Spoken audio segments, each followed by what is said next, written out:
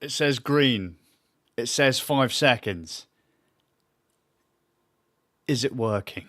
Who knows? Because I can't check anything. Come on. Give me some indication. Can't be trusting OBS and then their meters. Set to the right one. It says green. Yes. Okay. Right. Click green. That thing. Close that down. Rocking. I don't have access to the chat right now. Okay? So just bear with me. But it looks like everything's working. So let's have a looky-the-loo.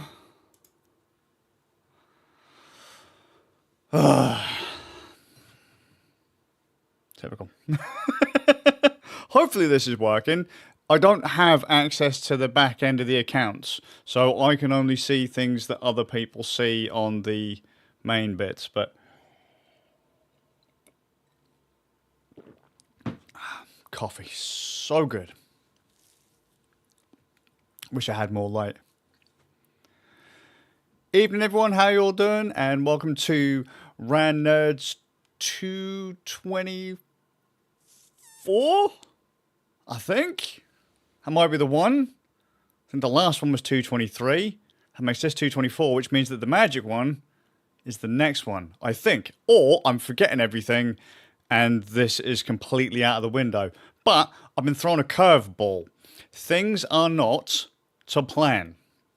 My original groove was to talk to Ram about Ghostwire Tokyo, because that's what we spoke about on the last podcast, and how well it ran on the Steam Deck. I've had a little go at it, not a huge amount, but, well, curveball, if you haven't noticed, and for the benefit of the audio listeners, solo Mio.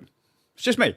Ram is unavailable tonight, so I'm taking over. I figure, what's the point in missing one? I don't think we've missed one unless we've all agreed, and we've all said that if people can't make it, show must go on. So, seeing as I'm not going to be talking about what I plan to talk about, I suppose the next thing would be quality of ports. I want to have a little bit of a rant on this podcast. Hardware these days is expensive, right? And depending on what you're looking for, you can get away with super cheap kind of stuff, super cheap, sarcastic air quotes, like a Steam Deck, about 350 quid to 500, depending on the model you get. Or you could be talking a big old hulky, beefy, big boy rig that may or may not do the job that you want, depending on what one would consider a big boy rig. That said, what people consider playable is also largely subjective. I understand that a lot of people wouldn't play a lot of games I've played on Steam Deck on the Steam Deck because they'd be like, ooh, looks kind of like mud. Ghostwire Tokyo is one of those games. It's considered Steam Deck verified, but that doesn't really mean a lot when you realize that Steam Deck verified, the requirements are literally only 720p at 30 FPS, I think, or it might be 800, because the Steam Deck has got a 16:10 aspect ratio screen, but I play everything docked, so that sits at 720p, so I get a wee bit more performance, but it's only asking for an average 30 FPS. I don't know if they ask for locked, but it's around average. And I've played, as I said, Ghostwire, I've played Hogwarts, I've played some pretty heavy games, and they don't look great. They're playable, but they don't look great. In the case of Ghostwire, it's using image rebuilding techniques, FSR, in the case of Ghostwire on Steam Deck. I don't know if it has things like, is it XESS for Intel and DLSS, DLSS for NVIDIA. I don't know if it has those, but On the Steam Deck, it's using FSR, and basically what that does is it takes a lower resolution image, does some magic jiggery pokery to make it seem like a higher resolution image, but you're not actually got a higher resolution image. It's like sharpening and some magic algorithmic jiggery pokery to get things to be the bigger. And the reason as well that I say. So that can get quite muddy. It can get quite messy. There's artifacting and all that kind of stuff. The best of the bunch is DLSS, but FSR is the one that's generally on Steam Deck. It's compatible with everything. Ideally, you want to be sat around the 1440p range and use it to scale up to 4K to get a decent result, but it doesn't work very well at lower resolutions, and so it can look muddy, and so I can see where a lot of people would say things aren't playable. Then you go up to the higher end, they'll be like, well, I want to play Hogwarts with all the bells and whistles. You're going to need a pretty heavy rig, and I have a reasonable rig. Once upon a time, it would have been considered quite high-end, 3700X, 32 gigs of RAM, and a 3080. And the 12 gig 3080, and your graphics performance isn't entirely on your GPU. It's going to be a bit of CPU, a bit of GPU. Your CPU has to calculate a bucket ton, and your graphics card can't calculate what your processor hasn't given it. Right, so if your processor isn't particularly fast and you pair it up with a really fast graphics card, you're going to end up being bottlenecked by the CPU, and that's a problem that I have on my rig. At certain resolutions, I can't get my single. Like if a game is say single core optimized, I don't get particularly high frame rates, and so in some people's cases they'll go, "Oh, this ain't really playable." I can turn up a load of bells and whistles, but they'll still say it's not playable because I'm not getting those frame rates.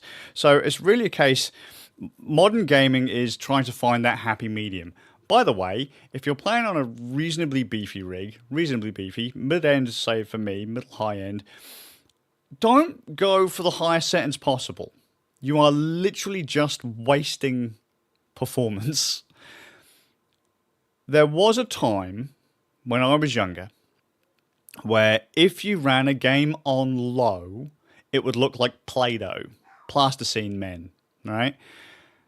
Around the Xbox 360 kind of time, PlayStation 3 time, games were optimized for those consoles.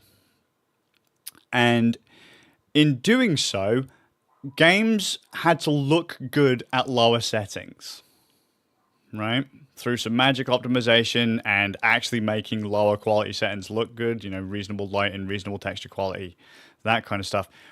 They had to look good. They had to aim for these effectively ancient pieces of hardware, right? So when I built my PC years and years and years ago, around the time of the PlayStation 4 and all that as well, my PC was already more powerful than it. These days, that's not likely to be the case for a lot of people. So at that point, low medium looked pretty good. If you have the ability to, with most games, a nice sweet spot is high. High, very high. If you get that option, like just go high. Ultra is where you're going to get a lot of... Your performance is going to take a big hit, but you may not actually see a lot for that performance hit. And it's that scalability from the Xbox generation that makes stuff like the Steam Deck magical, right? Because you can play a game on low, medium, and still have it look quite good. Unless you're one of those graphic snobs and you need to have the ray tracing and the 4K texture packs and stuff like that. But as I say, there's reconstruction techniques to make things look a little bit better. And the Steam Deck, for the most part, AAA gaming looks like mud. But for me, because I come from the days when a game played on medium-low was like Play-Doh, I'm okay with that, right? And you don't have to spend a fortune to get a Steam Deck. You can buy 3 Steam Decks for the amount of money I spent on my graphics card. Right? So as long as you can handle playing that stuff, fantastic. Now, I will say at the moment we're also in a weird place where I'm getting sick and tired of poor optimization. There's only so far optimization will take you, though. I would have loved to have gotten RAM's take on this, because RAM is running what was considered a high-end rig back in the day, many a year ago, back in the Intel 7000 series kind of time. What are we on now? 13? Right, so his rig was up there way back then. It's like a 7700 and 1070, I think he said he's got.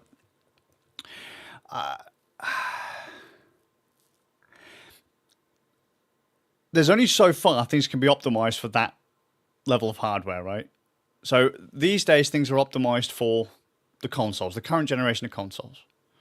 You've got the Xbox Series X, the PlayStation 5, and those things are absolute monsters hardware-wise.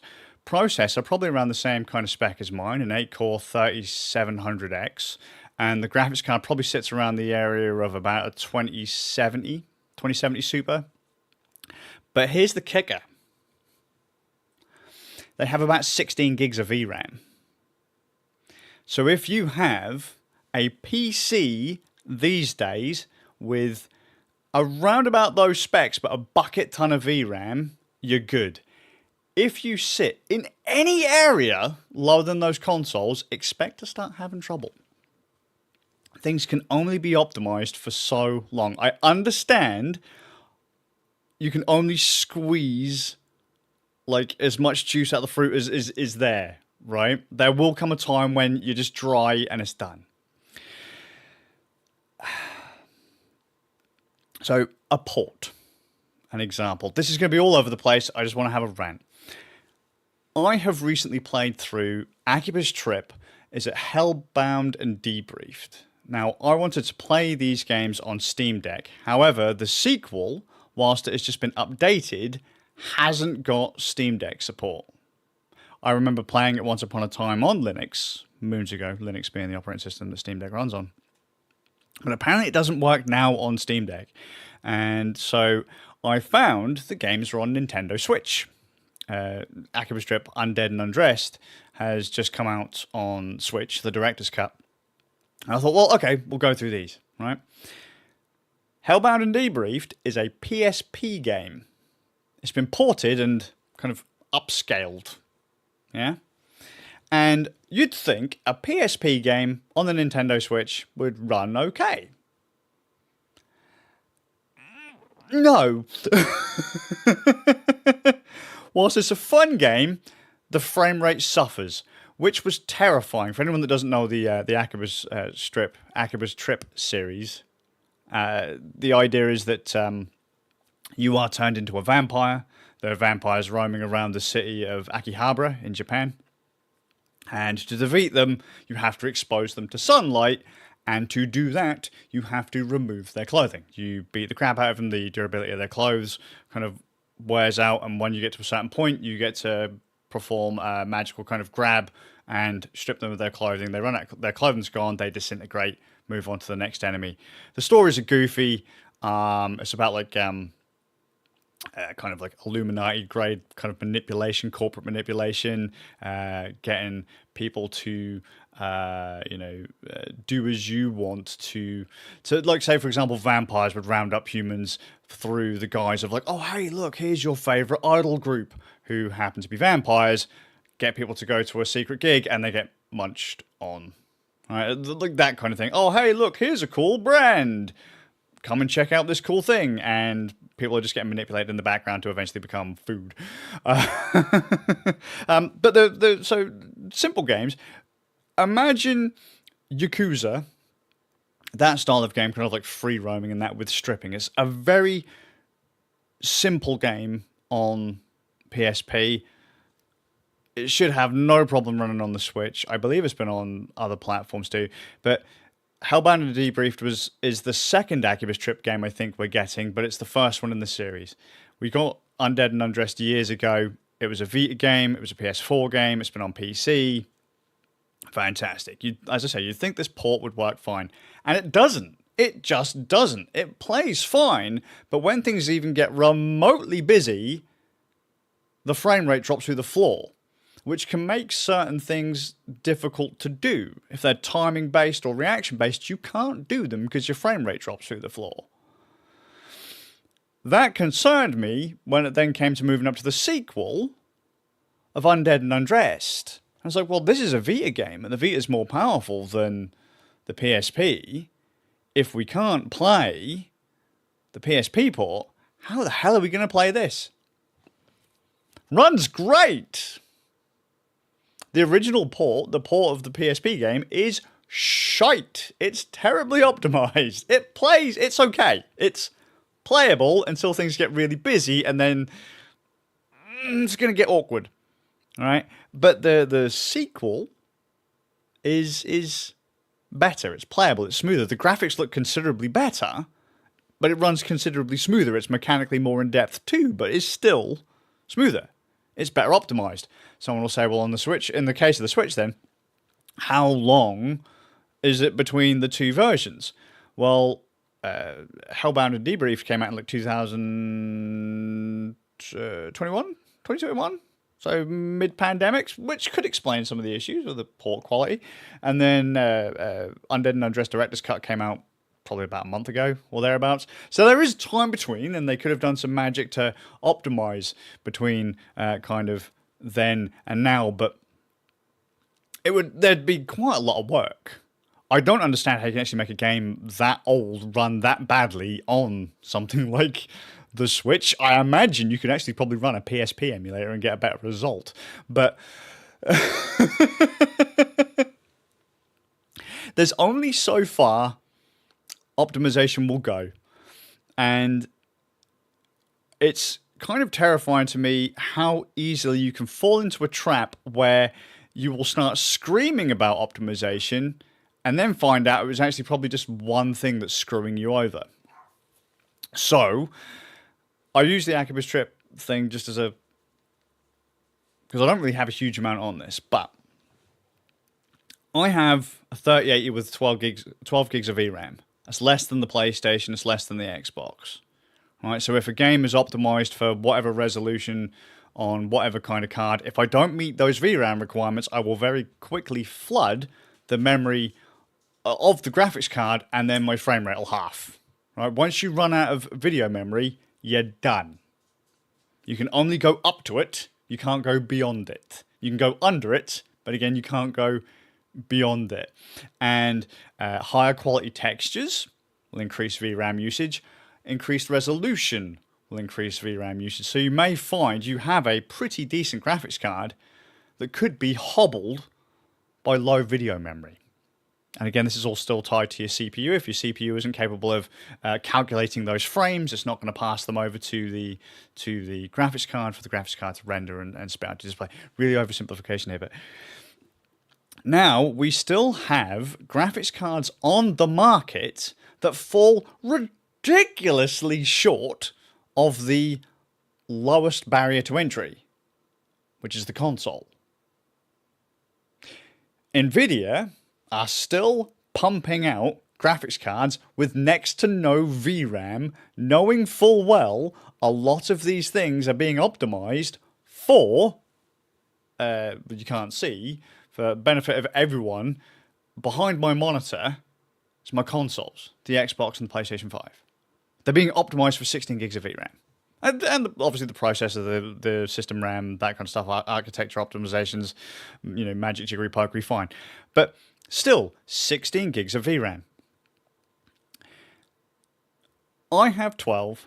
Zaber has a 3070. Right, he has a processor faster than mine, capable of calculating more frames. I'm just going to, sarcastic air quotes on that one. Someone will shout at me that I'm talking about this in a completely moronic way, but just deal with me here. I'm trying to make this as simple as possible. Processor calculates what can be displayed until it maxes out, right? Graphics card draws them. Zaber's processor is faster than mine. No question. However, so whilst he can generate more frames than I can, he can calculate more data than I can to push to his graphics card, he only has 8 gigs of VRAM on a 3070. Not a huge amount slower than my 3080. But because he will choke his VRAM before I will still likely get better performance as long as my proc can keep up, as long as my processor can keep up. I've seen laptops keep up with my 3080 at certain resolutions, at certain settings, until you flood their VRAM. Increasing resolution, increasing texture quality, and then all of a sudden, as soon as you hit that VRAM limit, everything falls apart. My main laptop, 6 gigs of VRAM. These days, you're pretty much running games on medium low, AAA games, 1080p medium low. Or low medium, maybe a bit higher depending. Hogwarts Legacy. You were basically playing that game on medium. If you wanted to sit at 30 to 60 FPS, ideally people want 60 or more, but without that VRAM, you couldn't increase the resolution or the texture quality because out of VRAM, frame rate tanks. And I've noticed this disturbing thing outside of VRAM, right? You have to make sure you have enough VRAM. You have to. If you are going to buy a graphics card, please make sure you buy more than 12. If you've got 12 gigs or more VRAM, you're okay for a bit. But please make sure you have more than that. Please, if you can get a card with 16, go for it. Don't go lower. And if you're a laptop gamer, temper your expectations. So, optimization is a big thing. There are limitations to optimization because, again, how low do you really have to throttle your vision to how much do you have to pull that back to make it fit onto a 6 gig VRAM buffer or lower? Because there are some people out there who still have lower than that. Their cards may be plenty fast enough to do all the grunt work, but they don't have that VRAM. How low do you have to kind of pull back your vision to suit those cards? But some companies aren't even bothering because of the same tricks that we have to get games to run on the Steam Deck. FSR, the XeSS from Intel, and DLSS. DLSS, yeah, fucking the super sampley things, right? The upscalers. You know, DLSS uses it has to be trained. It's like kind of is it like AI trained? I'm not entirely sure the groove of it, but it has to be trained, and it comes up with a beautiful image. It will like reconstruct 480p to look pretty good, or 540 or 720 and make it look pretty.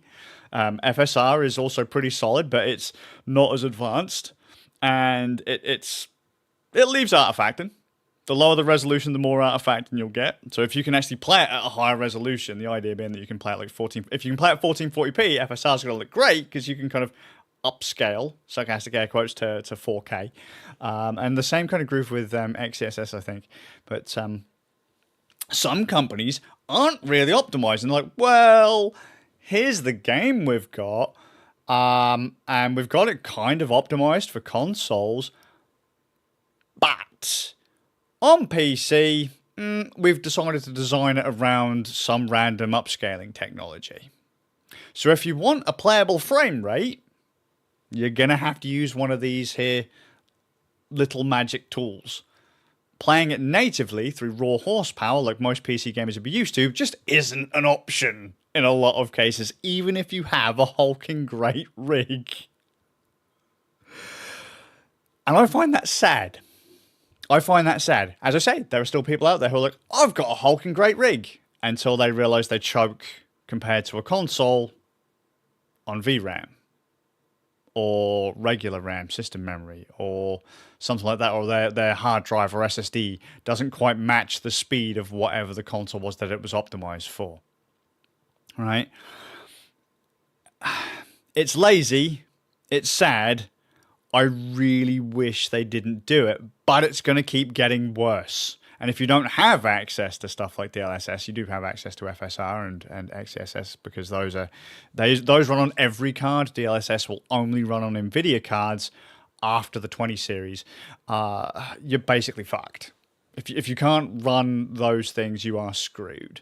And that's sad, because PC gamers have, since the PlayStation 3 days, since the PlayStation 4 days, the consoles have always been old hardware in comparison. Always. A middle-of-the-road PC back in the PlayStation 4 days or PlayStation 3 days lasted an entire generation or two, and you were still playing games, no problem. A PC you built last year, if it was middle of the road, say, for example, you cut back on VRAM, won't be able to keep up with the current generation of consoles. You're basically screwed. You've got yourself a brick, unless you are willing to drop down those quality settings. And let's be fair, if you're a PC gamer, you don't want to do that. You don't want to be playing at a lower resolution or a lower frame rate than the console plebs. And, well, if you're a Steam Deck user, you're probably, like me, a fat, balding old man going, mate, I don't have any time to play games, but I can take my Steam Deck to the toilet in the 10 minutes I have to to lay a brick. I can play whatever, you know. I think that's actually one of the main reasons why Steam Deck does so well. Not toilet gaming, but just the idea that you can pick up and play whenever you want. Same kind of groove I had with the Nintendo DS years ago when I had children. The idea that I could just go, shut it, and it would put the game to sleep, deal with what I need to deal with, and then when I got a few minutes of downtime, clip it back open again, play, and you know, be on my merry way. Steam Deck offers that same kind of thing for married men and women, mothers and fathers, people with full-time jobs and not a lot of free time. I have a pretty decent rig, and yet I still find myself playing on Steam Deck a lot, even though I know I'm getting a degraded experience to a point, depending on what you're looking for. But it's odd. It's a weird time that we're in, that the consoles have managed to leapfrog PC to a degree for a fraction of the price, because you can still buy an Xbox Series X or a PlayStation 5 for less than the average GPU with, say, 16 gigs of VRAM. So, it's going to sting. You could buy a 40 series card, a new NVIDIA 40 series card, and still be hobbled with a shite amount of RAM. Same with NVIDIA cards. Same. I don't think Intel cards are quite as bad, but then they're not really optimized particularly well yet. But temper your expectations. I often hear people screaming about optimization. This is really badly optimized. Well, it is and it isn't. It's optimized for a console that costs a fraction of your PC, and the console is more powerful than your PC too. PC gamers haven't had to deal with this before. Now, you can play stuff on Steam Deck. The Steam Deck is a fantastic rig if you don't mind playing 720p, low, medium, 30 FPS if you're talking like big boy-ish games that have had some optimization tricks done, where Valve has done some magic to get it working and that. But I have played Ghostwire on Steam Deck and my PC, and I'm going to tell you this now for fucking nothing.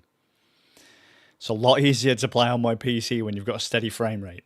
And when you can actually see what's going on. Because those upscaling techniques at lower resolutions, well, like I said, they look muddy. And that can make fine details and things, little tells, difficult to see. Smoother gameplay really does help with that kind of stuff. Higher resolution gameplay really does help with that kind of stuff. Or I'm just an old man and I can't see and I can't react and I need every bit of help I can get. Like I say, a weird time. I don't have anything else. Just those ports really surprised me. I know I've gone from Switch to PC, but it's the same with pretty much everything. We are so used to throwing raw horsepower at a problem that we're kind of hitting the limits. We want more and more and more every single generation. I don't know how well we're going to be able to do it. There's a limit to how far we can go, and I think we're really pushing it right now. We are going to need more of these jiggery pokery techniques like FSR, XCSS, DLSS. God, I can't say that. There's too many in these names, man, in these acronyms. But we're going to need more stuff like that. NVIDIA's frame injection stuff for DLSS 3. I don't like it. It's not real, but it looks pretty. You can go, look, mate, I can finally hit however many frames a second at 4K. You can't do that natively. The vision of these companies is outpacing the hardware. And the the kindness of the hardware manufacturers in some cases. Oh, NVIDIA. Oh, NVIDIA. But Valve is doing the Lord's work, and consoles are still a good way to go. Just make sure you invest smart. Take my advice. Look at the specs of the console if you are in the market for a PC, and I know that RAM will be in the future. All right? If you don't mind dropping things down like a Steam Deck, you'll be playing games for a while. But because the Steam Deck is effectively a potato compared to the modern consoles. But you can still play, just games are going to look like they're being played on a potato. If you're going to build a PC, make sure you aim for a minimum PlayStation 5 or Series X. If you want to actually have the experience. Look up the specs, go, this processor is faster than what's in the console. This amount of RAM's in the console, I want a bit more than that. This is the amount of VRAM the consoles have. I want as much or more than that. And then as long as those consoles, the Series X and the PlayStation 5, stay on the market, your PC will be relevant. But if you build now and you build under those specs, you are at the mercy of upscaling techniques and devs actually putting in work to optimize. So, I am not looking forward to when 12 gigs of VRAM is choked.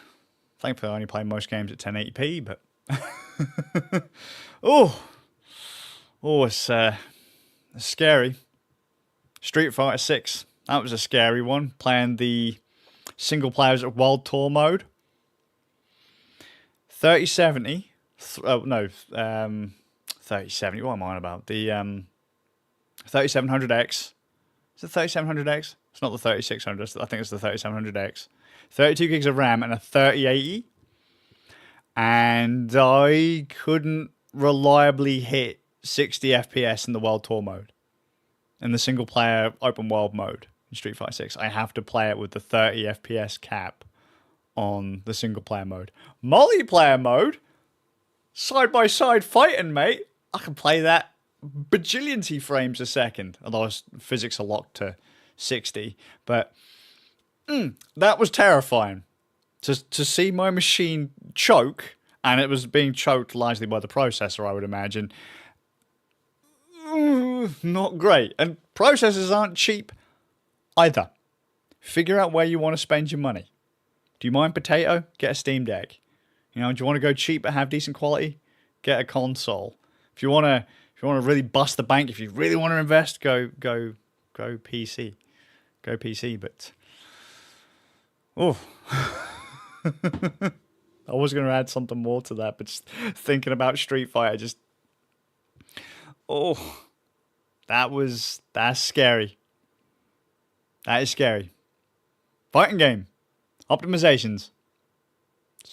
So good.